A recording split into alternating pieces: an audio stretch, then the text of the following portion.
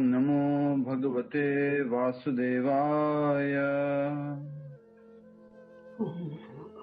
ओम नमो भगवते वासुदेवाय। ओम नमो भगवते वासुदेवाय।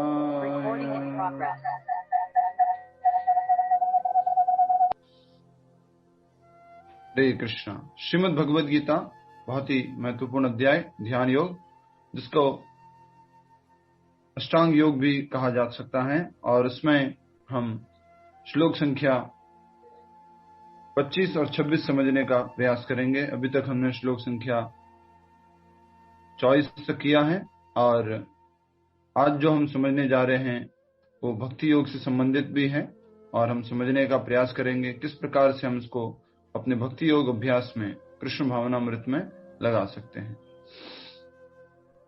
हरे कृष्णा। सभी भक्तों का स्वागत है। हरि बोल। रिवीजन हुआ था कल और अभी हम श्लोक संख्या 25 और 26 समझेंगे। लास्ट श्लोक जो हमने समझा था उसमें भगवान ने बताया था कि मनुष्य को श्रद्धा और संकल्प के साथ योगाभ्यास में लगना चाहिए और उस मार्ग से विचलित नहीं होना चाहिए। उस मार्ग में लगे रहना चाहिए संकल्प के साथ। इसमें योगाभ्यास में, और योगाभ्यास से क्या होगा, मन और इंद्रिया संयमित होगी और वो अपने अंतिम लक्ष्य को प्राप्त कर पाएगा। फिर कहा था कि मनोधर्म से उत्पन्न समस्त इच्छाओं को निरपवाद रूप से त्याग दे। मेंटल स्पेकुलेशन, मन से जो जो विचार आते हैं और उनको निरपवाद, मतलब कि ऐसा नहीं कि ये वाला चलेगा, सबको ही मन में जो जो मन विचार देता रहता है उनको आप त्यागते जाओ। इसलिए इंग्लिश में ऐसा कहा जाता है, प्रभुपाद जी आई थिंक कहते थे कि become expert in rejecting minds demands. हमें किसमें एक्सपर्ट बनना है? माइंड की डिमांड्स को रिजेक्ट करने में एक्सपर्ट बनना है। माइंड तो डिमांड करता रहेगा, भौतिक इच्छाएं देता रहेगा, हमें उनको रिजेक्ट करना है। ठीक है। और यही तरीका होता है मन और इंद्रियों को नियंत्रित करने का। अष्टांग योगी के अभ्यास में हमने देखा संकल्प के साथ में उसको योगाभ्यास में लगे रहना चाहिए। हम सब लोगों के लिए क्या हुआ इसका प्रिंसिपल? हम सब लोग भक्ति योगी हैं और भक्ति योगियों को भी संकल्प के साथ में और उत्साह के साथ में और धैर्य के साथ में, याद है आपको तीनों चीजें, संकल्प, उत्साह और धैर्य, तीनों के साथ में भक्ति में लगना चाहिए। और संकल्प के लिए हमने बहुत अच्छी स्टोरी जो तात्पर्य में बताई थी, प्रभुपाद जी ने वो स्टोरी ली थी। वो स्टोरी कौन सी थी? गोरैया वाली, गोरैया की स्टोरी। हाँ, तो जो स्पैरो है उसकी स्टोरी थी कि वो उसको जब बच्चे जो हैं समुद्र लेके चला गया है अंडों को, तो वो कहती है, हे समुद्र मेरे अंडे वापस करो नहीं तो तुम्हें सुखा देंगे। तो उसका जो डिटर्मिनेशन, संकल्प जो था, उसको देख करके गरुड़देव आते हैं और गरुड़देव फिर उनको समुद्र से वापस अंडे दिलाते हैं।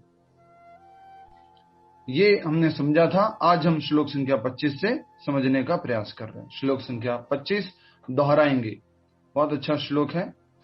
शनेः शने उपरमते उपरमेद बुद्ध्या धृत गृहीतया आत्मसंस्थं मनः कृत्वा न किंचित चिंतयेत् न किंचित अपि चिंतयेत्। एक बार और।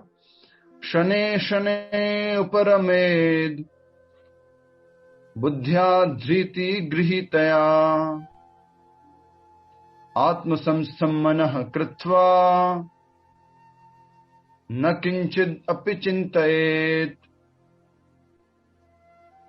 श्लोक उच्चारण कीजिए आप में से। लीना विज माता जी कोशिश कीजिए। यस, नेक्स्ट श्लोक रंजन वक्रिया माता जी, उसके बाद। हरे कृष्ण प्रभु जी। हरे कृष्ण। शनेः शनेः परमेत बुद्धया धृति गृहीतया आत्मसंस्थं मनः कृत्वा न किंचिदपि चिंतयेत्। हरि बोल, बहुत अच्छा, वेरी नाइस। सभी से निवेदन है, वीडियो ऑन करके बैठिए। हरि बोल, हरे कृष्ण। शब्दार्थ, और शब्दार्थ में भी आप क्या लेंगे मुख्य पॉइंट के रूप में? शनै शनै। ठीक है, शनै शनै क्या मतलब है? शनै शनै धीरे धीरे। ये बहुत ही महत्वपूर्ण शब्द है। कोई भी व्यक्ति किसी भी प्रकार के योगाभ्यास में लगा हुआ होता है, कुछ भी भौतिक कार्य भी करता है, कुछ भौतिक सफलता भी चाहता है, उसमें ये शब्द बहुत महत्वपूर्ण है। क्या है? शनै शनै, धीरे धीरे। क्या करना है धीरे धीरे? हमें शनै शनै उपरमेद, निवृत्त रहे। किससे? बुद्धिया धृति ग्रहितया, बुद्धि के द्वारा मन में आने वाले विचारों से, बुद्धि के द्वारा मन को नियंत्रित करें। ये जो है यहाँ पर बताया जा रहा है। तो आज पूरी टेक्नोलॉजी जो कि हम वो किसी को याद है कि नहीं? 5 घोड़े और उसके ऊपर रस्सियां, और उसके ऊपर कौन है? सारथी, और पीछे कौन है? पीछे कौन है? रथ में कौन बैठा हुआ है? आत्मा प्रभु। आत्मा। सारथी, वो जो रथी जो है, व्यक्ति जो है, वो उस पीछे बैठा हुआ है। ठीक है, तो पूरा का पूरा। अच्छा, जल्दी से बताइए पूनम गर्ग माता जी, लास्ट के श्लोक में उस रथ से संबंधित, घोड़ों वाले रथ से संबंधित कुछ बात थी? श्लोक संख्या 24 में कुछ बात थी क्या ऐसी? प्रभु जी मैं बताऊं? प्रभु, उसमें था कि मन के द्वारा सभी इंद्रियों को वश में करे। यस, मन के द्वारा सभी इंद्रियों को वश में करें। अब वहां पर साफ साफ लिखा हुआ है मन के द्वारा। वैसे ही यहां पर भी हम समझ पा रहे हैं। अब आ गया बुद्धि। पहले तो सबसे पहले क्या है? इंद्रिया, उसके ऊपर मन, अब क्या है? बुद्धि। अब बुद्धि के द्वारा मन को नियंत्रित करने की बात कही जाएगी। ठीक है, तो शब्दार्थ देखते हैं और फिर हम अनुवाद की तरफ आगे बढ़ेंगे। शब्दार्थ आज 2 श्लोक करेंगे, श्लोक संख्या 25 और 26। शनै है धीरे धीरे, शनै है एक एक करके। दोनों का अर्थ क्या है? धीरे धीरे ही है, एक एक करके, या शनै शनै धीरे धीरे। क्रम से, उपरमेद निवृत्त रहे, बुद्धिया बुद्धि से, धृति गृहीतया विश्वास पूर्वक, आत्म संयम समाधि में स्थित, मनः मन, कृत्वा करके, न नहीं, किंचित अन्य कुछ, अपि भी, चिंतयेत सोचे। अनुवाद तथा तात्पर्य श्रील प्रभुपाद जी द्वारा। जय श्रील प्रभुपाद। अनुवाद को आप सभी भक्तों से निवेदन है कि दोहराएंगे, रिपीट करेंगे, दोहराएंगे सभी लोग। मैं देख पाऊंगा कि आप दोहरा रहे कि नहीं। धीरे धीरे, क्रमशः पूर्ण विश्वास पूर्वक बुद्धि के द्वारा, पूर्ण विश्वास बुद्धि के द्वारा समाधि में स्थित होना चाहिए, और इस प्रकार मन को आत्मा में ही स्थित रहना चाहिए तथा अन्य कुछ भी नहीं सोचना चाहिए। ठीक है, बहुत ही सुंदर यहाँ पर प्रभुपाद जी इस डिस्क्रिप्शन को बता रहे हैं, अनुवाद को अच्छे से प्रेजेंट किया है। सेकेंड लाइन क्या है? देखिए, सेकेंड लाइन में लिखा है आत्म संस्थम मनः कृत्वा। मन को क्या करना है? आत्म में स्थित करना है। आत्म में स्थित करने से मतलब क्या है? अध्यात्म में स्थित करना है, कृष्णा कॉन्सियसनेस में स्थित करना है। ठीक है, तो हम सब लोगों के लिए, भक्ति योगियों के लिए। अब अनुवाद को समझ लीजिए। कैसे समझेंगे? धीरे धीरे, एक एक करके, शनै शनै। ठीक है, शनै शनै। तो अनुवाद क्या कह रहे हैं? धीरे धीरे, क्रमशः, पूर्ण विश्वास पूर्वक बुद्धि के द्वारा समाधि में स्थित होना चाहिए। किसके द्वारा? पूर्ण विश्वास पूर्वक बुद्धि। यहाँ पर बहुत अच्छा शब्द उपयोग किया गया है, पूर्ण विश्वास पूर्वक बुद्धि। एक बुद्धि कैसी है? जिसको हम विश्वास नहीं कर सकते। जैसे कि ये मन है, मन पे हम विश्वास नहीं कर सकते, उसी प्रकार से एक बुद्धि है जिसके ऊपर हम विश्वास नहीं कर सकते। तो यहाँ पे लिखा हो पूर्ण विश्वास पूर्वक बुद्धि के द्वारा समाधि में स्थित होना चाहिए। अब समझने का प्रयास कीजिए, शास्त्र का श्रवण कितना महत्वपूर्ण है।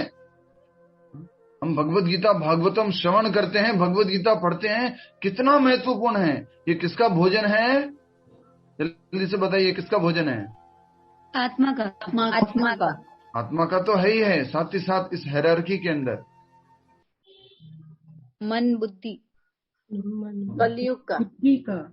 बुद्धि का। याद कीजिए ना, मन को तो कैसे नियंत्रित करेंगे? मंत्र जाप द्वारा। बुद्धि को कैसे नियंत्रित करेंगे? शास्त्र अध्ययन द्वारा। जस्ट एग्जाम्पल, थोड़ा आप लोग एक्टिव हो जाओ, थोड़ा क्या बोलते हैं, चाय का टाइम है तो चाय का उदाहरण दे देते हैं। मान लीजिए आप पूरी तरह से कन्विंस हो चुके हैं कि चाय नहीं पीना चाहिए और आप नहीं पीते हैं, आपने चाय छोड़ दी है, ठीक है? अच्छा, किस किसने छोड़ दी है? भाई बहुत छोड़ दी है, ऐसा नहीं कि पहले से ही नहीं पीते थे, पीते थे और छोड़ दिए, ठीक है? मुझे दो बार से एक बार कर दिए। 2 बार से 1 बार, अरे वाह, क्या बात है, ठीक है। तो अब हम इसको समझने का प्रयास करते हैं। जिसकी बुद्धि में उसने अच्छे से समझ लिया कि चाय नहीं पीना चाहिए और वो कन्विंस हो चुका है पूरी तरह से, उसकी बुद्धि कैसी हो चुकी है? शक्तिशाली। अब उस बुद्धि के पास में आकर के कोई बोलता है चाय चाय चाय, गरम गरम, अदरक वाली, बुद्धि क्या बोलेगी? नहीं नहीं, बिल्कुल भी इंटरेस्ट है ही नहीं चाय में, तो पीना ही नहीं है। फिर वो बोलता है नहीं, गरम गरम गरम, एकदम गरम। नहीं, गरम हो कैसे भी हो, मुझे चाहिए ही नहीं भैया, पीना ही नहीं है। नहीं, अदरक वाली ले लो, थोड़ा इलायची भी है। अरे भैया नहीं चाहिए, चाय नहीं पीना, इलायची वाली है, अदरक वाली है, कैसे भी है, नहीं चाहिए। नहीं, नींबू डाल के स्पेशल प्रयागराज की चाय लो, नींबू डाल के, अरे नहीं चाहिए भैया, नींबू वाली है, कैसी भी है। बुद्धि क्या करती जाती है? उसको रिजेक्ट करती जाती है, क्योंकि बुद्धि कैसी हो चुकी है? बलवान हो चुकी है। तो उसी प्रकार से व्यक्ति को अपने बुद्धि को बहुत मजबूत बनाना है, और ये इंद्रिय भोग के जो भी कुछ विचार आते हैं, कुछ मन कुछ उनको बोलता है, तो उनको उसको क्या करना होता है? रिजेक्ट करना होता है। अच्छा, आज हमने शुरुआत में पढ़ा we should become expert in rejecting minds demands. और रिजेक्ट कौन करेगा? बुद्धि। बॉस कौन है? बॉस कौन है, बुद्धि या माइंड? बुद्धि। बुद्धि, ठीक है। अब अच्छे से वापस पूछता हूं, अनियंत्रित अगर मन है, अनियंत्रित मन है तो बॉस कौन है? अनियंत्रित मन है तो बॉस कौन है? मन प्रभु जी। मन इवन बुद्धि के ऊपर भी हावी हो जाता है। और मन क्या करता है मालूम है? बुद्धि को बोलता है चल कोई टेक्निक बता, कैसे कर सकते हैं इसको, क्या कर सकते हैं, क्यों कर सकते हैं, वो सब बुद्धि फिर उसको टेक्निक बताती है, ठीक है? तो ये हो गया कि बुद्धि के द्वारा, कैसी बुद्धि? पूर्ण विश्वास पूर्वक बुद्धि के द्वारा समाधि में स्थित होना चाहिए। और इस प्रकार मन को समाधि में स्थित होना चाहिए, मतलब वो अष्टांग योगी के लिए उसको पूर्ण रूप से परमात्मा की तरफ अपना ध्यान जो है केंद्रित करना चाहिए, समाधि में स्थित होना चाहिए। इस प्रकार मन को आत्मा में ही स्थित करना चाहिए, मतलब कि अध्यात्म में, सेल्फ, उसकी तरफ स्थित करना चाहिए। और अन्य कुछ भी नहीं सोचना चाहिए। आ गया सोचने वाला शब्द भी, आ गया गीता के अंदर, और कुछ भी नहीं सोचना चाहिए, मात्र आत्म संस्थम, अध्यात्म के बारे में ही सोचना चाहिए। आइए तात्पर्य देखते हैं। तात्पर्य श्रील प्रभुपाद जी द्वारा। जय श्रील प्रभुपाद। मैं वो जो वाला घोड़े वाला उदाहरण है वो भी डिस्प्ले करेंगे अभी, मतलब जो पिक्चर तैयार रखिएगा 5 घोड़े वाला। तात्पर्य, समुचित विश्वास तथा बुद्धि के द्वारा मनुष्य को धीरे धीरे सारे इंद्रिय कर्म करने बंद कर देना चाहिए। अब हम सब लोगों का प्रश्न होता है, प्रभु जी चाय पीते हैं, नशा करते हैं, या कुछ और खाते हैं, या कुछ इसी प्रकार से भक्ति का अभ्यास जो है वो करने का कोशिश कर रहे हैं। तो यहाँ पर सीधा सीधा लिखा हुआ है, और आपको खुद को ये उत्तर देना होगा कि कैसे करना है इसको। धीरे धीरे, शनै शनै उपरमेत, धीरे धीरे क्या करना है? निवृत्त होना है। स्वाति जी बताइए, धीरे धीरे हम निवृत्त हो रहे हैं कि फंस रहे हैं आजकल का जो भगवत गीता के अलावा? प्रभु जी निवृत्त होने का ट्राई करते हैं, फिर फंसते जाते हैं। तो जनरली साधारणतः इस दुनिया में क्या होता है कि हम उल्टा धीरे धीरे फंसते जाते हैं। हम तो सोचते हैं कि ये समस्या से मुक्त होने वाले हैं, लेकिन उल्टा उसमें फंसते जाते हैं। कल भी ये बात हुई थी कि व्यक्ति सोचता है, क्या था कल वो आई थिंक प्रश्न उत्तर कार्यक्रम था, उसमें हुआ था, व्यक्ति सोचता है कि मैं पढ़ाई कर लूंगा, मैं जॉब कर लूंगा, मैं शादी कर लूंगा, मैं उसके बाद में बच्चे हो जाएंगे तो मैं धीरे धीरे फ्री होता जाऊंगा, समस्याओं से फ्री होता जाऊंगा, मेरी जिम्मेदारियां पूरी होती जाएगी। जिम्मेदारियां कभी भी खत्म नहीं होती है। शनै शनै उपरमेत, धीरे धीरे आपको ही क्या करना होगा, उन सबसे मुक्त होना होगा। हरे कृष्ण। अब एक स्टोरी बताना चाह रहा हूं, और पहले क्या करें, स्टोरी बताएं, पहले पूरा एक बार ही तात्पर्य कर लेते हैं, ठीक है? तात्पर्य एक बार स्टोरी के लिए मुझे याद दिलाइएगा, क्योंकि दोनों श्लोक कर हैं। समुचित विश्वास तथा बुद्धि के द्वारा मनुष्य को धीरे धीरे सारे इंद्रिय कर्म करने बंद करने चाहिए। अच्छा, इंद्रिय कर्म करना बंद कर सकते हैं क्या हम, ये बताइए? इंद्रिय कर्म करने बंद कर दो, कहने का मतलब क्या है यहाँ पर? अपने इंद्रिय भोग के लिए जो इंद्रिय कर्म कर रहे हैं उसको बंद कर देना चाहिए, ठीक है? उसको कृष्ण की तरफ मोड़ देना चाहिए। बहुत अच्छा। नेक्स्ट, यह प्रत्याहार कहलाता है। ये प्रत्याहार शब्द कहीं सुना था क्या हमने?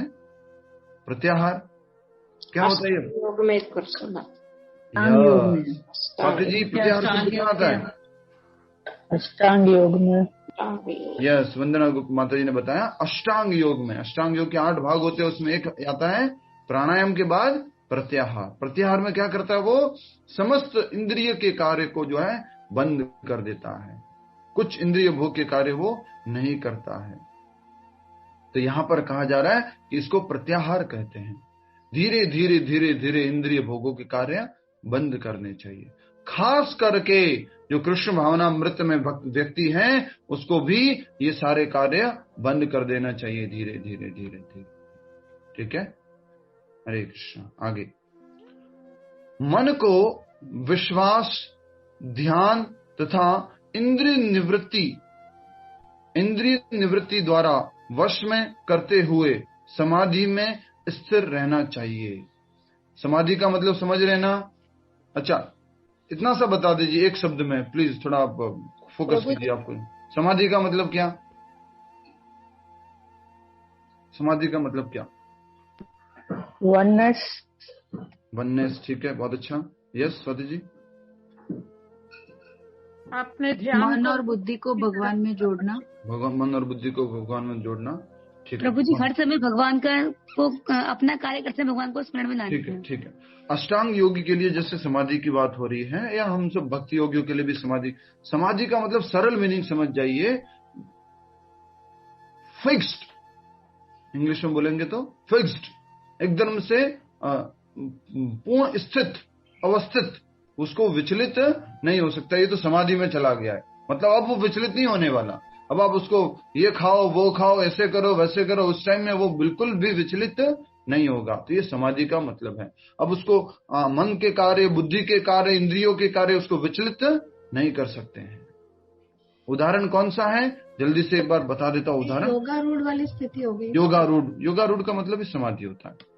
योगारूढ़ उसी को कहा जाता है जो समाधि में स्थित हो गया। बहुत अच्छा प्रभु जी, उसको संप्रज्ञात मतलब बुद्धि समाधि भी कहते हैं। संप्रज्ञात समाधि, अब उसमें मत फंसिए, अपने को उसमें नहीं जाना है। अपने को बस थोड़ा सा बेसिक चीजों की तरफ ही रहना है। संप्रज्ञात और असंप्रज्ञात समाधि में नहीं जा रहे हम, दोनों में समाधि है। हम समाधि की बात कर रहे हैं, हम कौन सी समाधि है उसकी बात नहीं कर रहे हैं, ठीक है? प्रभु जी, प्रत्याहार का क्या अर्थ लिखना है? लिखा हुआ है ना माता जी, ऐसे तो लेकिन समझना है थोड़ा। माता जी, इंद्रिय कार्यों को बंद कर, पहले समझिए आप, फिर लिखना प्लीज। तो समझेंगे नहीं, समझाया था मैंने। इंद्रिय भोग के कार्यों को बंद कर देना प्रत्याहार कहलाता है। बताइए क्या मतलब हुआ इसका?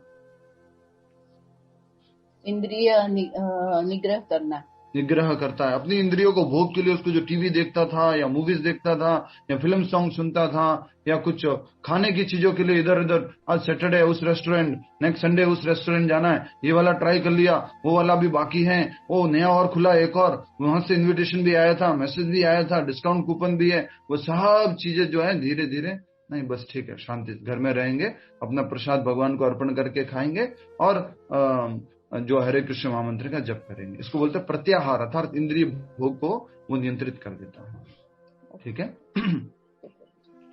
तो हम बात कर रहे थे, मैं कुछ उदाहरण देने के लिए बोल रहा था। क्या था उदाहरण? हाँ, समाधि का उदाहरण। हरि बोल, अटेंशन प्लीज। समाधि का उदाहरण, समाधि का उदाहरण बहुत अच्छा उदाहरण है। एक उदाहरण तो ले लो हिरण्यकश्यपु का।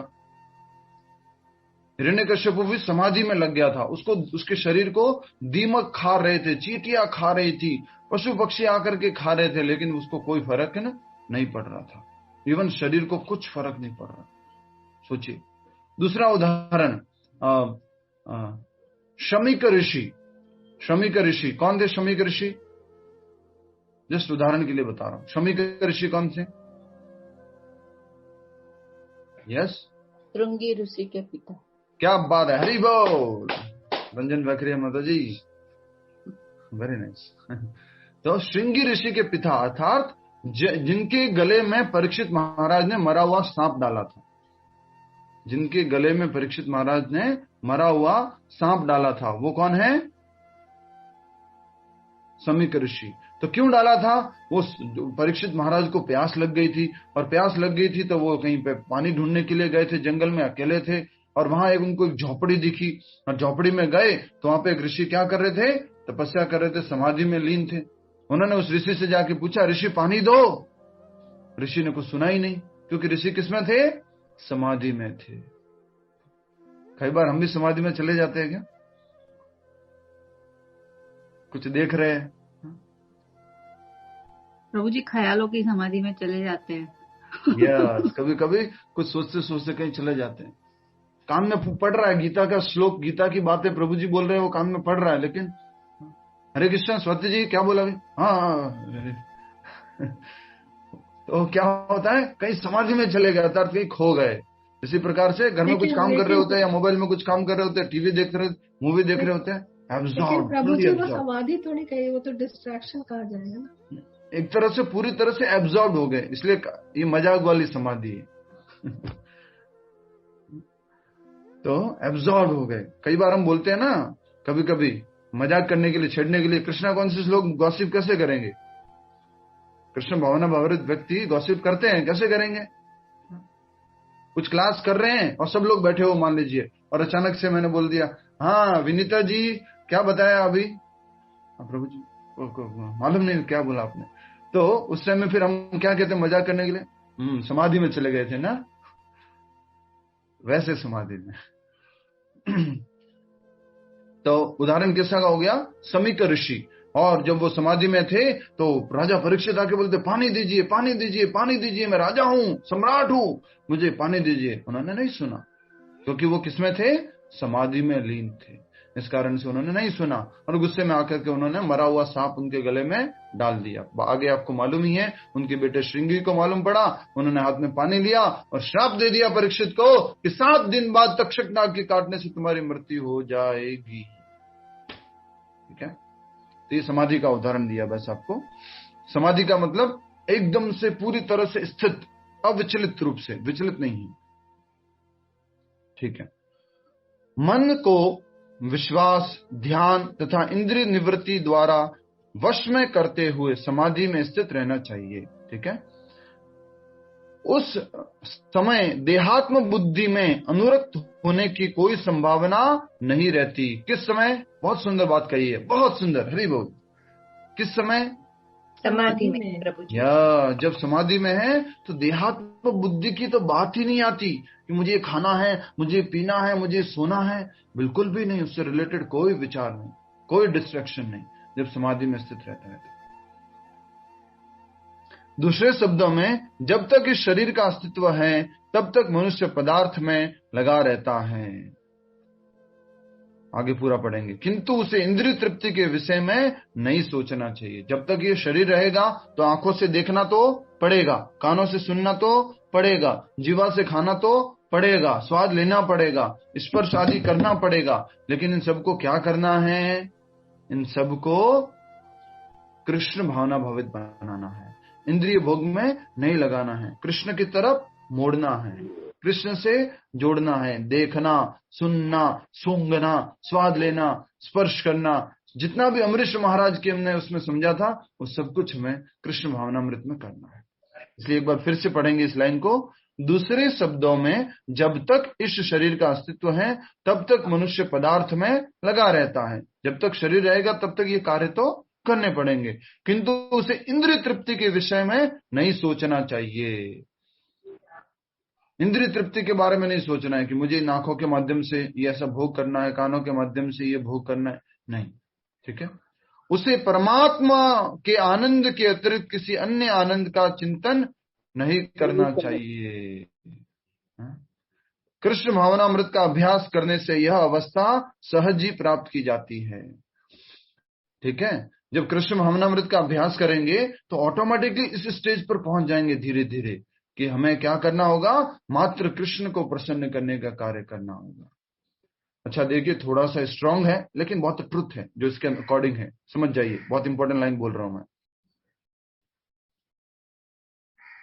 कोई भी बात की शुरुआत अगर हम करते हैं, कोई बात, कोई विचार, कोई कार्य, उससे पहले हमें क्या करना चाहिए, प्रश्न पूछना चाहिए,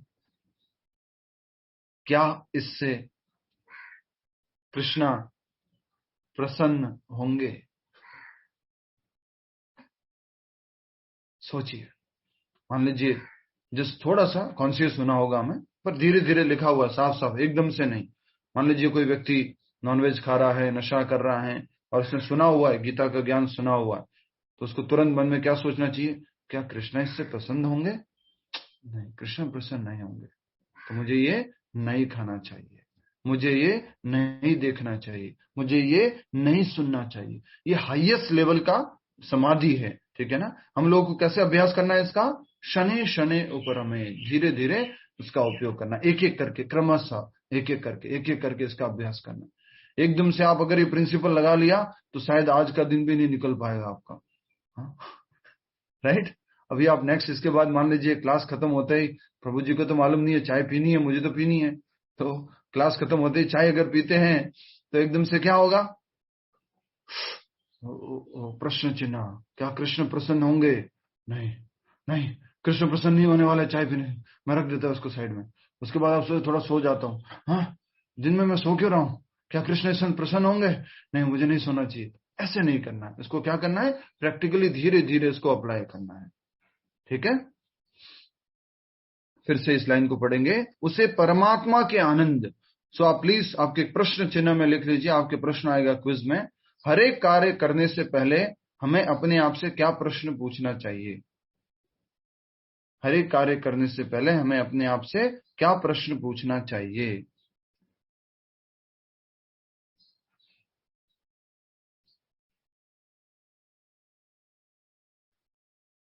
ठीक है, क्या प्रश्न पूछना चाहिए भगवती माता जी? हर एक कार्य करने से पहले हमें अपने आप से क्या प्रश्न पूछना चाहिए भगवती माता जी? हरे कृष्ण प्रभु जी। भगवती माता जी। हरे कृष्ण प्रभु जी। प्रभु जी ध्यान नहीं दिया मैंने, क्वेश्चन लिख रही बस मैं बोलूं प्रभु जी? क्या कृष्ण को ये अच्छा लगेगा? सॉरी प्रभु जी, सॉरी। भगवान प्रसन्न भगवान कृष्ण प्रसन्न होंगे? भगवान कृष्ण प्रसन्न होंगे कि नहीं? कृष्ण प्रसन्न। अभी हम सब लोग हर एक कार्य करते हैं तो क्या सोचते हैं, या तो बच्चे प्रसन्न होंगे, या हस्बैंड प्रसन्न होंगे, या और भी घर में जो लोग हैं वो प्रसन्न होंगे, या कुछ बाकी लोग प्रसन्न होंगे कि नहीं, या खुद को प्रसन्नता होगी कि नहीं। तो अब धीरे धीरे हमें किससे सोचना चाहिए, कृष्ण प्रसन्न होंगे कि नहीं। और कृष्ण प्रसन्न हो गए तो गारंटी है, लिख के ले लो, हस्बैंड, बच्चे, पति, घर, परिवार सब प्रसन्न होने ही होने हैं। कृष्ण तुष्टे जगत तुष्ट। कृष्ण तुष्ट हो गए तो सब तुष्ट होना ही होना है, ये बात की तो गारंटी है। प्रभु जी एक बात मुझे भी यहाँ पे मतलब कन्फेस करनी है, अभी बता रही थी मैं भी, मतलब चाय छोड़ने मेरे लिए ना मतलब बहुत मुश्किल, एक बहुत बड़ा मुश्किल टास्क था ये, लेकिन अभी इतना अच्छा लग रहा है ना छूटने के बाद, इटरनली बहुत अच्छा लग रहा है। बहुत अच्छा, हरि बोल। हरे कृष्ण प्रभु जी। नेक्स्ट, तो कहा जा रहा है उसे परमात्मा के आनंद के अतिरिक्त किसी अन्य आनंद का चिंतन नहीं करना चाहिए। एक और प्रश्न, परमात्मा के आनंद के अलावा अपने आनंद का चिंतन नहीं करना चाहिए। ठीक है, इसको एक लाइन के रूप में लिख लीजिए, ये प्रश्न के रूप में नहीं है। परमात्मा के आनंद के अतिरिक्त, परमात्मा के आनंद के अतिरिक्त अपने आनंद का चिंतन नहीं करना चाहिए। और अपने में ब्रैकेट में लिख लीजिए अन्य किसी। अब हो सकता है शायद आप सोच रहे हो मैं तो अपने लिए नहीं बना रही हूं, हस्बैंड के लिए बना रही हूं, या उनके लिए कर रही हूं, या उनके लिए करना है, या वो ऐसा है, तो अन्य भी आ गया उसमें। हमें परमात्मा आनंद के अतिरिक्त अन्य किसी के बारे में चिंतन नहीं करना चाहिए। कृष्ण भावनामृत का अभ्यास करने से यह अवस्था सहज प्राप्त की जा सकती है। अष्टांग योगी को क्या करना पड़ता है? फोर्सफुली मन को, बुद्धि को एकदम से नियंत्रित करके रखना होता है। लेकिन कृष्ण भावनामृत में धीरे धीरे धीरे धीरे अभ्यास करने से ही यह अवस्था आ जाती है, क्योंकि कृष्ण भावनामृत क्या है? टॉप मोस्ट है। और उसमें क्या होता है? उसके अभ्यास से व्यक्ति धीरे धीरे लोअर टेस्ट क्या कर देता है? छोड़ देता है। जब हायर टेस्ट मिलेगा तो लोअर टेस्ट छोड़ देगा। ठीक है, हरे कृष्णा। लिख लिया आपने, समझ लिया? बहुत इंपॉर्टेंट श्लोक है। कोई भी पूछे कैसे छोड़ना है हमें गलत आदतों को, उत्तर स्नेह शनि ऊपर में, धीरे धीरे छोड़ना। कैसे छोड़ना है? कृष्ण से जोड़ के छोड़ना है। पहले नेगेटिव खाली नहीं होने वाला एकदम से, तो पहले क्या करो? पॉजिटिव जोड़ो, पॉजिटिव लाओ, भरो इसको पॉजिटिव से। धीरे धीरे नेगेटिव क्या होता जाएगा? छूटता जाएगा। ठीक है, हरे कृष्ण। जल्दी से उसी एग्जाम्पल को उल्टा कर दीजिए। कौन सा एग्जाम्पल? ट्रेन के अंदर एक व्यक्ति गया और वो अपने बैठा था, 3 सीट थी, उसमें एक जगह अपनी सीट पर बैठ गया। फिर वहां पर कौन आती है? एक मोटी सी माता जी आती है। भाई साहब देखिए ना, थोड़ा सा बैठने के लिए दीजिए ना थोड़ा सा। तो अब इसको उल्टा कर दीजिए। पहले क्या था? वो इंद्रिय भोग की इच्छाएं थी, लस्ट थी, लस्ट आती थी, आपने उसको थोड़ा सा वेलकम किया तो और उसकी बेटी भी आ गई, उसके बेटा भी आ गया, उसका पति भी आ गया, और पूरी तरह से हमें तो सीट से हटा दिया। अब इसी को उल्टा करेंगे तो क्या होगा? ये अब मान लीजिए लस्ट के साथ में बैठे हुए हम। किसके साथ में बैठे हुए? अब हम लस्ट के साथ में बैठे हुए। कृष्णा को बुलाइए, मोटे कृष्णा को, एकदम से वो क्या खाने वाले, लड्डू खाने वाले कृष्णा को, माखन खाने वाले कृष्णा को, कृष्णा को बुलाइए। फिर मधुमंगल को बुलाइए, फिर बलराम जी को भी बुलाइए, फिर सुबला को भी बुलाइए, और सबको बुला बुला करके धीरे धीरे लस्ट को खाली हो जाएगा उसका हिस्सा। तो इस तरह से पॉजिटिव लेते आइए, लेते आइए, लेते आइए, वो नेगेटिव खाली होता जाएगा। मुझे कुछ कहानी भी बतानी थी, पर पहले हम श्लोक पर आ जाते हैं। ठीक है, कि पहले कहानी बताऊं? पहले कहानी किससे संबंधित कहानी थी? याद दिलाइए मुझे, भूल गया। समाधि में स्थित।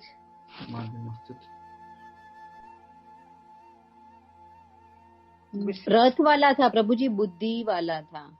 नहीं, वो तो एक्सप्लेनेशन था, कहानी भूल गया मैं। अभी एक्सप्लेन कर दो प्रभु जी, बाद में याद आ जाए। ठीक है, हरे समाधि में स्थित रहना।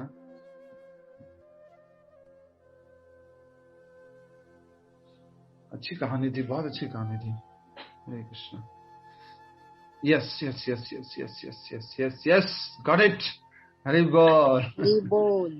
तो वो कहानी जी उसके संबंधित है, वो जिम्मेदारियों से संबंधित है। हम सोचते हैं ना कि शनै शनै धीरे धीरे हमें इनसे मुक्त होना है, विरक्त होना है, तो ये जिम्मेदारियों से संबंधित कहानी है। तो अब फिर मुझे याद दिला दीजिएगा कि जिम्मेदारी से संबंधित कहानी है। पहले हम श्लोक करेंगे, श्लोक संख्या 26। यतो यतो निश्चलति मनश्चंचलमस्थिरम्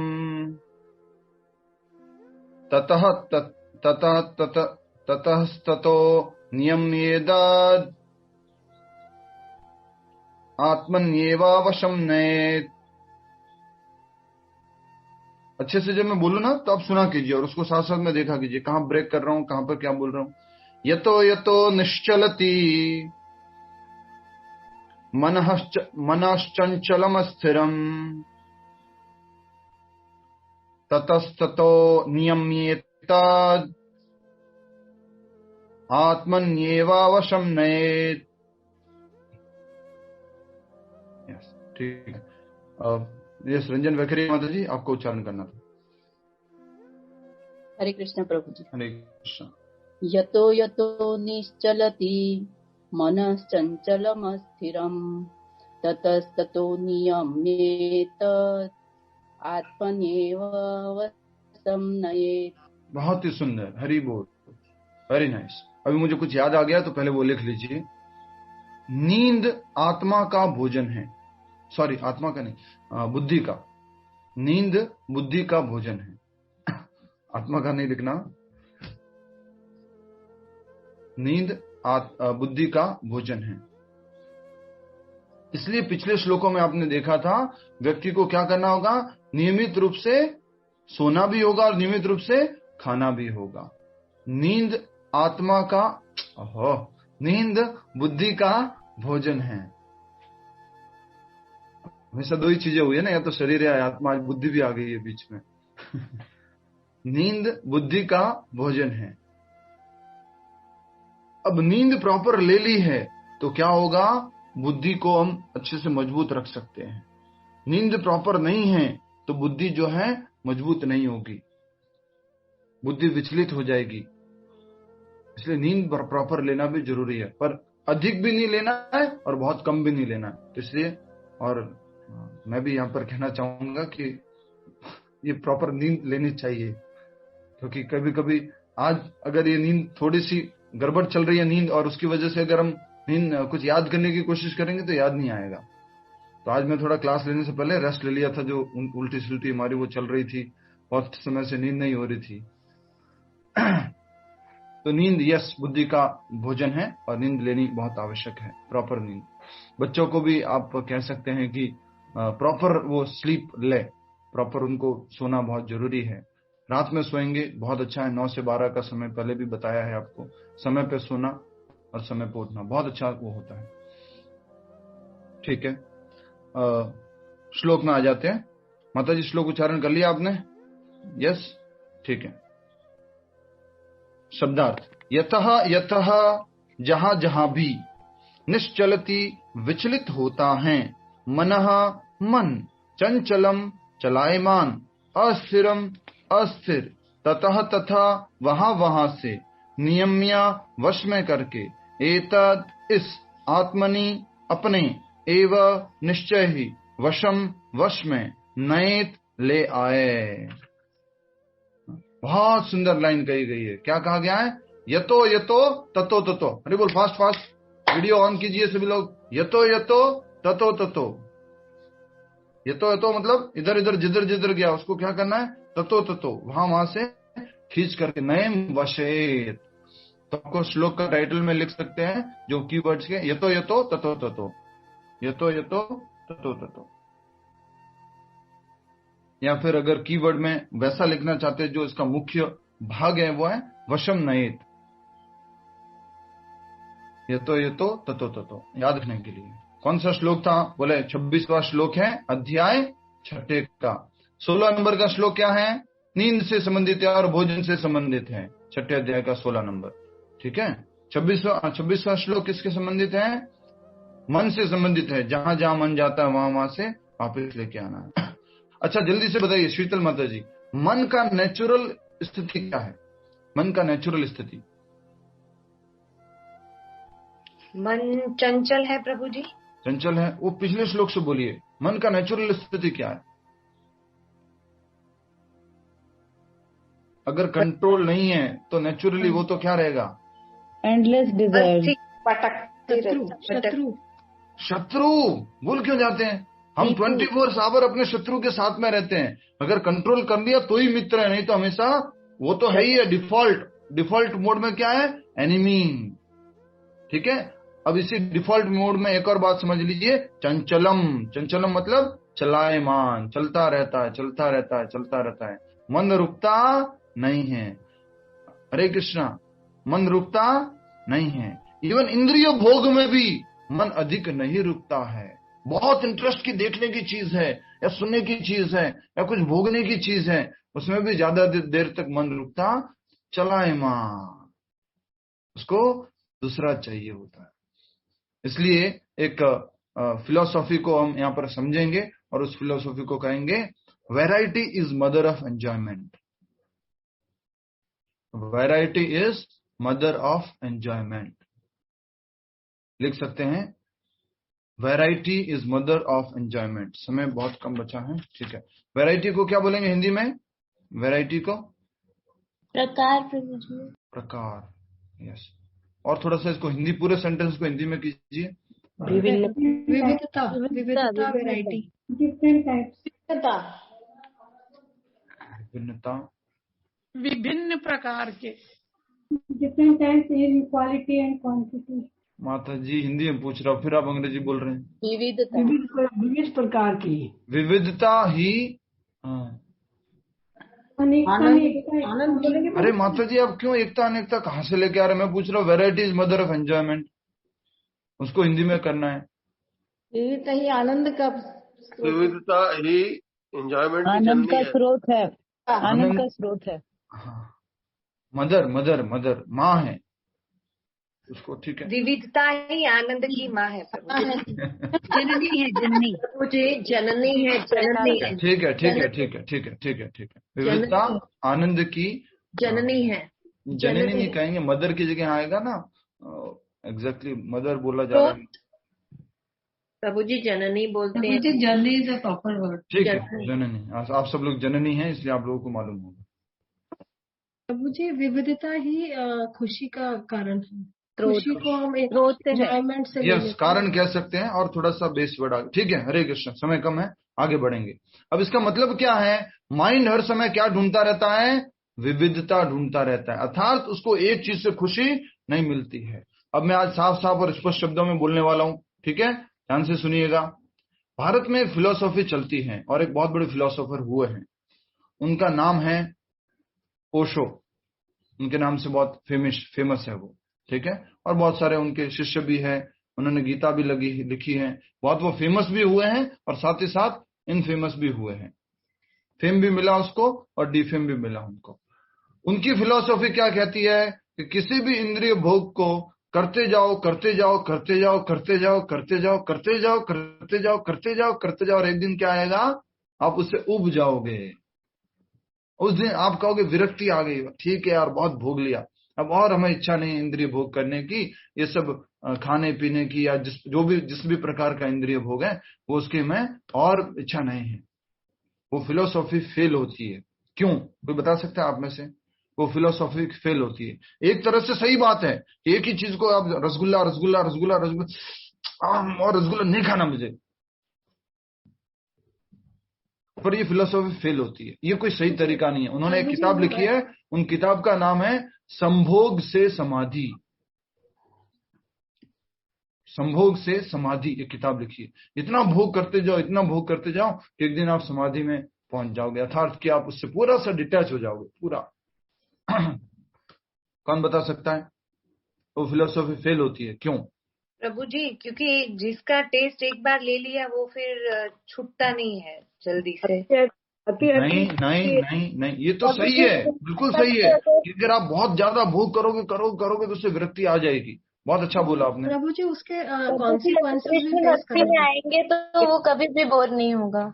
नहीं नहीं नहीं नहीं, मन भर जाना, मन उब जाना। जाओ एक एक करके। यस बोलिए। मन उब जाना प्रभु जी। हरे कृष्ण प्रभु ठीक है, हो गया। रेयांश वृंदा माता जी। हरे कृष्ण प्रभु जी। मुझे ऐसा लगता है कि ये फिलॉसफी इसलिए शायद फेल होगी क्योंकि उसमें बहुत समय आपका निकल चुका होता है, बहुत कम समय बचेगा जब आप परमात्मा का ध्यान कर पाओगे, तो बहुत समय आपका ऑलरेडी बहुत अच्छा, वेरी नाइस। एक पॉइंट बहुत अच्छा बोला आपने। दूसरा शीतल माता जी ने पॉइंट बोला तो वो भी है, लेकिन एक पॉइंट मैं इस श्लोक के अनुसार पूछ रहा हूँ, कनेक्ट करो ना। अभी बोला मैंने, बताया वैरायटी चाहती है इसकी वजह। यस, भले एक तरह की आइटम से उसको उबरना आ जाएगा, लेकिन फिर तो वो क्या कहेगा? वो दूसरी वैरायटी चाहिए। याद रखिएगा, मन को वैरायटी चाहिए। भले एक तरह की, मान लीजिए कोई व्यक्ति बोलता है फिलोसॉफी मैंने सुन लिया, ड्रिंक करो ड्रिंक करो, इतना ड्रिंक करो इतना ड्रिंक करो, बस एक दिन आएगा कि बस ड्रिंक करने की बस उबर जाओगे इससे, नहीं और नहीं करना। भैया नहीं, ड्रिंक करने की आदत से आप उबरने वाले नहीं हो। एक पर्टिकुलर ड्रिंक है, उससे उबर सकते हो। बोले ब्लैक लेबल नहीं चाहिए, ब्लैक लेबल, रेड लेबल चाहिए, राइट? तो ये जो है ना, वो समझने का था। वैरायटी, तो इसलिए फेल होता है। मैं आपको कभी शेयर करूंगा और समय जब आगे आएगा हम क्लासों में थोड़ा और आगे बढ़ जाएंगे। मैं इनके डिसाइपल से मिला हूं, कुछ लोगों से, और किस प्रकार से वो इंद्रिय भोग में इतना प्रवृत्त हो जाते हैं। पहला बहुत अच्छा बताया माता जी ने, उम्र निकल जाती है, उनकी उम्र निकल गई है पर अभी भी क्या कर रहे हैं, वो एक्सपेरिमेंट कर रहे हैं कि कर्त भोग चाहे भोगेंगे और एक उबर जाएंगे इससे। प्रभु जी फिर दूसरा, लस्ट नेवर सेटिस्फाइड। हमने देखा था जो शीतल माता जी ने बोला, वो कैसे है, आग के जैसे जलती रहती है, धधकती रहती है। प्रभु जी अगर एडिक्शन भक्ति का होगा तो फिर वो भी हट जाएगा उनसे तो नहीं। इसलिए यहाँ पर क्या कहा जा रहा है, थोड़ा प्रश्न अलग हो गया है, मैं आते हैं प्रश्न के ऊपर, बाद में आप पूछिएगा, याद रखिए, ठीक है। तो बात हो रही थी, मन चंचल है, मन तो उसको वैरायटी चाहिए, एक तरह से आपको कुछ भी काम नहीं करने देगा। प्रभु जी चैंटिंग के टाइम मन भटकता है, नो प्रॉब्लम, भटकेगा, क्या होगा, भटकेगा। क्यों, मन का काम है भटकना। प्रभु बहुत भटकता है, भटकेगा, मन का काम है भटकना। अब हमें क्या करना है, उसको लेके आना है, खींचना है वापस, ये हमारा काम है, ये बुद्धि का काम है, ये आत्मा जो है वो उस बुद्धि को गाइड करेगी और उसका काम है। और आज का श्लोक यही बता रहा है, इसलिए ये महत्वपूर्ण श्लोक है। यतो यतो ततो ततो, जहां जहां मन गया है वहां वहां से खींच के लाइए। आइसक्रीम में गया है वहां से खींच के लेके आइए, कहीं घूमने गया है वहां से खींच के लेके आइए, किसी पुराने विचारों में गया है वहां से खींच के लेके आइए, बच्चे में चले गया वहां से खींच के लेके आइए, ऑफिस में चला गया वहां से खींच के लेके आइए। जहां जहां जा रहा है वहां वहां से खींच के लेके आना है। मन कॉमन है, पहले तो सेटिस्फेक्शन जाएगा, भटकेगा, नो डाउट भटकेगा, मन का काम ही भटकना है, ठीक है। समझ में आ गया आपको, अच्छे से समझना है इस बात की, इसकी वजह से डिस्टर्ब मत होना। प्रभु जी मेरा मन तो बहुत भटकता है, बाकी जितने भी क्लास में लोग हैं उनका मन तो बिल्कुल भटकता नहीं है, वो लोग तो बहुत अच्छे से चैंटिंग करते हैं, मैं तो अच्छे से चैंटिंग नहीं करता हूं। सबके साथ है, सबके साथ। लोग हमारे से कई बार प्रश्न पूछते हैं, प्रभु जी आप लोगों का तो मन नहीं भटकता होगा ना? नहीं, मन का काम है भटकना, हमें उसको लेकर के आना है, खींच करके लेके आना, ठीक है। हरे कृष्णा। हमने पढ़ ली, लेकिन वो सबसे डिफिकल्ट काम है ना, मन को घसीट के लाना। हाँ, अभी समझेंगे इसको क्या करना है, वो आगे और उत्तर देने वाले, कृष्ण उत्तर देने वाले, मैं उत्तर नहीं दूंगा इसका, ठीक है। शब्दार्थ पढ़ लिया था हमने, शब्दार्थ, यस। अनुवाद को दोहराइए। मन अपनी चंचलता तथा अस्थिरता, मन कैसा है, चंचल भी है और कैसा है, अस्थिर भी है। बंदर होता है ना, बंदर एक तो चंचल होता है, किधर भी जाएगा कुछ भी कर लेगा, और साथ में क्या होता है, अस्थिर होता है, एक जगह नहीं रहता, एक डाली पर दूसरी डाली तीसरी डाली जंप करता रहेगा, बैठ नहीं पाएगा एक जगह। ऐसे हमारा मन चंचल है। कई बार तो इतना चंचल होता है, 3 बजे वाली क्लास में कुछ समझ में नहीं आ रहा है, 6 बजे वाली क्लास में जाएंगे, 6 बजे वाली क्लास में कुछ समझ में नहीं आ रहा है, वो प्रियव्रता प्रभु अच्छी क्लास लेते उसमें जाएंगे, प्रियव्रता प्रभु क्लास में कुछ समझ में नहीं आ रहा है, वो राजीव लोचन रोजी क्लास है उसमें चले जाएंगे, जंप करता रहे, इधर से उठ के उस क्लास से बैठ के उस क्लास में बैठे, उससे उठ के उस क्लास में बैठे, उस क्लास से उठ के उस क्लास में बैठे। थोड़ा एक जगह शांति, एक जगह स्थिर रह जाओ, कहीं पर भी एक जगह स्थिर रह जाओ। ऐसे जंप करते रहोगे तो क्या होगा, वो बंदर ही रहेंगे। तो इसलिए कहा जा रहा है कि मन का स्वभाव है चंचलता और अस्थिरता, एक जगह नहीं ठहरता है, नहीं ठहरता है, नहीं ठहरता मतलब नहीं ठहरता है, फिक्स है ये। पर क्या ठहर नहीं सकता, वो भगवान उत्तर देने वाले आगे। अस्थिरता के कारण जहां कहीं भी विचरण करता हो, विचरण करना मतलब घूमने जाता है, ट्रिप्स पे जाता है, ट्रिप्स पे। अभी तुरंत बोलेंगे चलो स्विट्जरलैंड, फ्लाइट वीजा बोर्डिंग कोई जरूरत नहीं है, फास्ट चला जाएगा, जरूरत ही नहीं है उसको, परमिशन का कुछ इमिग्रेशन कुछ नहीं चाहिए, तुरंत भाग जाता है। तो क्या कहा गया है, जहां जहां मन विचरण करता हो, मनुष्य को चाहिए कि वही उसे वहां से खींचे और अपने वश में लेके आए। मन चला जाता है, इतना दूर जाएगा तो खींचेंगे कैसे प्रभु जी? हमेशा उसके गले में, मन के गले में क्या बना हुआ है? पट्टा बंधा हुआ है। मन मान लीजिए कोई एक, जस्ट इमेजिन, जो भी करना है आपको, बंदर इमेजिन कर लीजिए, उसके गले में पट्टा है, ठीक है, और पट्टे की डोरी किसके हाथ में है? बुद्धि के हाथ में है। कितना भी दूर चला जाए, जैसे ही बुद्धि बोलेगी ना हरे कृष्णा हरे कृष्ण, हरे कृष्ण हरे कृष्ण कृष्ण कृष्ण हरे राम राम राम हरे, भाग जाएगा, वापस लेके आना है। इसलिए साफ साफ बोला इस श्लोक में, ठीक है, डायरेक्ट भगवान कृष्ण बोल रहे हैं, जहां जहां यतो यतो ततो ततो, जहां जहां जाएगा वहां वहां से वापस लेके आना है। प्रभु जी कहीं और चला जाए, चैंटिंग करते टाइम वृंदावन चला गया तो वृंदावन से भी लेके आइए, चैंटिंग करते टाइम वहां से सुनना है, उस टाइम में हरे कृष्ण सुनना है। बाकी टाइम में वृंदावन जाएगा, जाने दीजिए, नो प्रॉब्लम, अच्छी चीजों में जाने दीजिए। हरे कृष्ण। तो अब आते हैं तात्पर्य पे। कहानी तो आज ऐसा लगता है कि हो पाएगी कि नहीं, आप सब लोग बोलेंगे उसके आधार पर है। तात्पर्य कर लेते पूरा। मन स्वभाव से चंचल और अस्थिर है। मन स्वभाव से क्या है? चंचल और अस्थिर, जो कि सीधा सीधा बोल दिया, स्वभाव ही है उसका, ऐसा ही है मन। किंतु स्वरूप सिद्ध योगी को मन को वश में लाना होगा। हम सब लोगों को इस मन को वश में लाना होगा, ठीक है।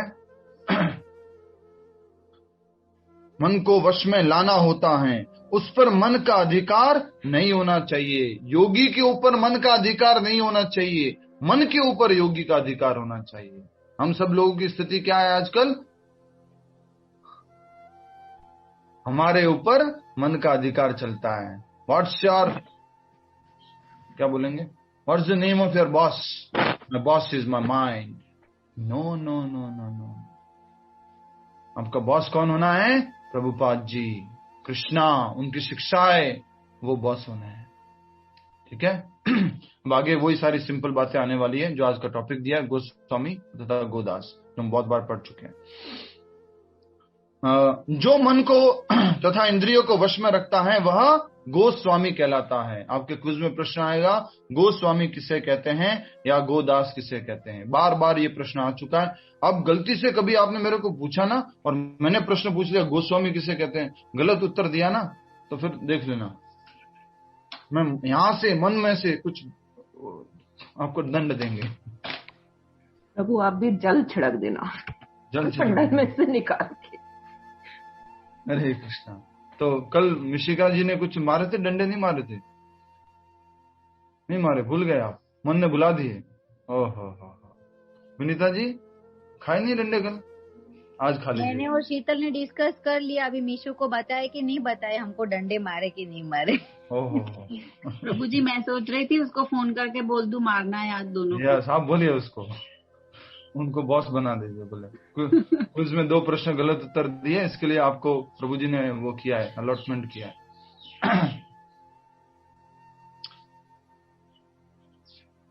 तो बात हो रही थी कि मन जो है अगर वो कंट्रोल नहीं है तो वो क्या हो गया? हमारा शत्रु है। और शत्रु क्या है? गोदास। हम सब लोग मन के अंडर में आ गए तो हम क्या हो गए? गोदास हो गए। और अगर हम मन के स्वामी बन गए तो हम क्या हो गए? गोस्वामी हो गए। अभी हम सब लोग का क्या प्रोसेस चल रहा है? गोदास से गोस्वामी।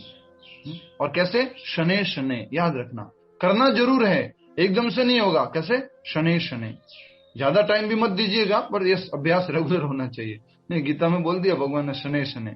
कल के श्लोक में भी बोला था, क्या? उत्साह भी होना है, उत्साह भी होना है कि यस मुझे ये जो मन को नियंत्रित करना है, ठीक है। जो मन को तथा इंद्रियों को वश में रखता है वह गोस्वामी कहलाता है, और जो मन के वशीभूत हो जाता है होता है वह गोदास अर्थात इंद्रियों का सेवक कहलाता है। गोस्वामी इंद्रिय सुख के मानक से विज्ञ होता है। गोस्वामी इंद्रिय सुख के मानक से विज्ञ होता है। क्या मतलब है इसका? गोस्वामी इंद्रिय सुख के मानक से विज्ञ होता है। मानक क्या है यहाँ पर? इंग्लिश में क्या लिखा है? स्टैंडर्ड। यस, गोस्वामी जानता है कि इंद्रिय सुख का स्टैंडर्ड क्या है। ये क्या देगा, कितना देगा, उसको मालूम है। समझ में आया? ये कितना बढ़िया लाइन लिखा है। वो गोस्वामी को मालूम है कि इंद्रिय वो क्या है, तुच्छम, तुच्छ है ये।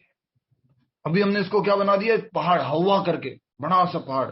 याद कीजिए, फ्लैट प्लेजर एंड हाइपेंड प्लेजर, याद आया आपको?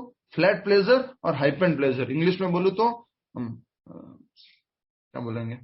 फ्लैट, सीधा सुख, और एक मन घड़त सुख। एक सीधा सुख और एक मन घड़त सुख। सीधा सुख तो थोड़ा सा ही है, रसगुल्ला उठाया, मान लीजिए अभी आप सब लोग तुरंत, कोई आपके हस्बैंड आते हैं, आपके वाइफ आते हैं और बोलते हैं रसगुल्ला है, भगवान को भोग लगाया, प्रसाद पा लिया आपने, very tasty, very nice, delicious.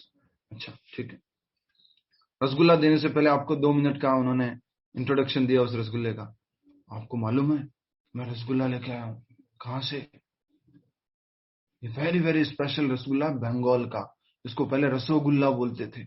और ये रसगुल्ला पूरा स्पॉन्जी है, एकदम पूरा आप दबा दोगे फिर खुल जाएगा, इतना अच्छा रसगुल्ला है ये। प्योर देसी गाय के दूध का है।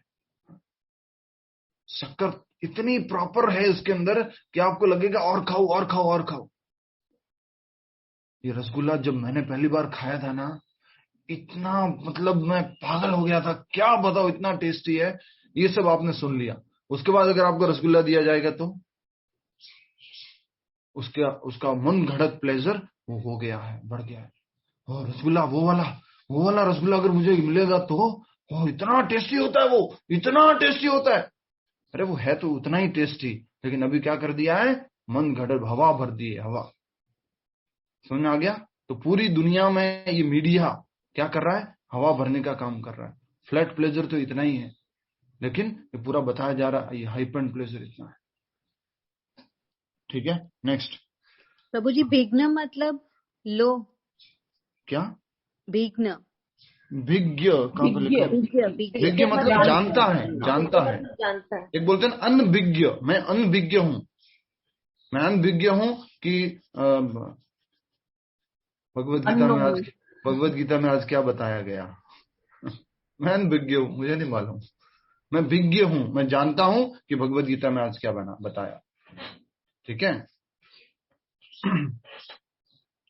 गोस्वामी इंद्रिय सुख के मानक से विज्ञ होता है, अर्थात वो जानता है। दिव्य इंद्रिय सुख वह है जिसमें इंद्रिया ऋषिकेश अर्थात इंद्रियों के स्वामी भगवान कृष्ण की सेवा में लगी रहती है। तो इंद्रियों को क्या इंद्रिय सुख नहीं देंगे? क्या देंगे? कैसा देंगे? दिव्य इंद्रिय सुख देंगे। और वो क्या है? ऋषिकेश सेवनम भक्तिर उच्यते। ऋषिकेश की सेवा में लगाएंगे। किसको? इंद्रियों को। ऋषिकेन, ये इंद्रियों को क्या बोला जाता है? ऋषिक। तो इनको इंद्रियों को किसमें लगाएंगे? ऋषिकेश, ईश की सेवा में लगाएंगे। और ऋषिकेश कौन है? भगवान श्री कृष्ण। तो हमेशा याद रखना, भगवान के सामने प्रार्थना करना, जब भी अपने ठाकुर जी के पास जाओ, अपने लाला के पास जाओ, अपने गोपाल जी के पास जाओ, अपने भगवान श्री राधा वृंदावन चंद्र या सीताराम जी के पास जाओ, हे ऋषिकेश, हे केशव, मेरी इंद्रियों को आप अपनी सेवा में लगाएं। ठीक है, एक बहुत अच्छी प्रार्थना है। मुझे ऐसी शक्ति दें, मुझे ऐसा मन में बल दें, बुद्धि को बल दें, जिससे कि मैं अपनी इंद्रियों को आपकी सेवा में लगा सकूं। और हरे कृष्ण महामंत्र का भी अर्थ यही है, हे राधा रानी, हे कृष्ण, कृपया करके मुझे अपनी दिव्य प्रेममयी सेवा में लगाए। ठीक है, हरे कृष्ण। शुद्ध इंद्रियों के द्वारा कृष्ण की ही सेवा। अच्छा, प्रश्न आएगा, इंद्रियों को दिव्य सुख कैसे देते हैं? इंद्रियों को दिव्य सुख कैसे देते हैं? समय हो गया, मैं तैयारी करके नहीं आता तो भी मुझे इतना टाइम लग जाता है। तैयारी करके आएंगे तो फिर तो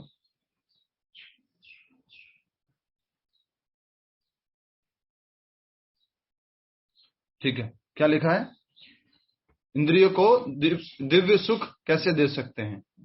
जब इंद्रियों को ऋषिकेश की सेवा में लगाएंगे तो हम उनको दिव्य सुख दे सकते हैं। इंद्रियों को ऋषिकेश की सेवा में लगाएंगे तो दिव्य सुख दे सकते हैं। ठीक है, नेक्स्ट। शुद्ध इंद्रियों के द्वारा कृष्ण की सेवा ही कृष्ण चेतना या कृष्ण भावनामृत कहलाती है। शुद्ध इंद्रियों के द्वारा। शुद्ध इंद्रिया कब है? जब वो कृष्ण की सेवा में लगेगी। जब प्योरीफाई हो चुकी है तो वो क्या है? शुद्ध इंद्रिया है। ठीक है। और उसके बाद क्या बताया जा रहा है?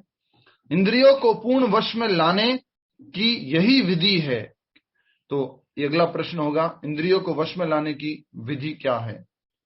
इंद्रियों को पूर्ण वश में लाने की विधि क्या है? क्या उत्तर है विनीता जी?